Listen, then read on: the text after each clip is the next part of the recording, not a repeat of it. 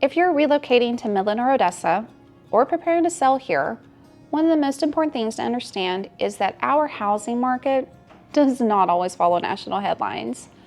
West Texas moves through its own housing cycles, largely influenced by, you guessed it, oil and gas.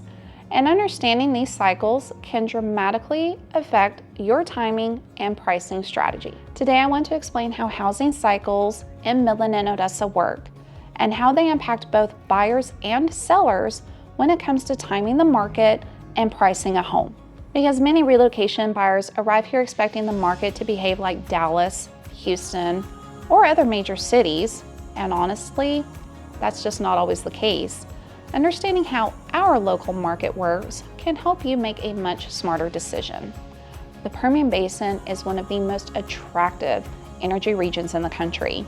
Because of that, housing demand often moves alongside with oil and gas activity.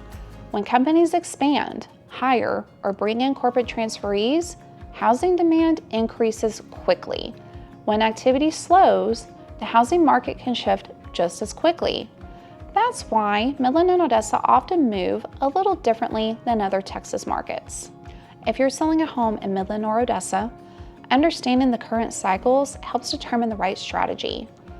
In a strong cycle with limited inventory, homes, they often move a little bit more quickly, and pricing, well, it can be a little bit more aggressive. But when a market begins to shift and inventory increases, buyers, well, they get to be a little bit more selective. That's when presentation and accurate pricing become critical. Homes that enter the market positioned correctly tend to perform far better. For relocation buyers, these cycles can create opportunity. During strong energy activity, homes can move quickly and buyers need to be prepared to act. During more balanced cycles, buyers, well, they may have more options and more negotiation power. Understanding the timing of the cycles helps buyers make decisions confidently instead of reacting to pressure.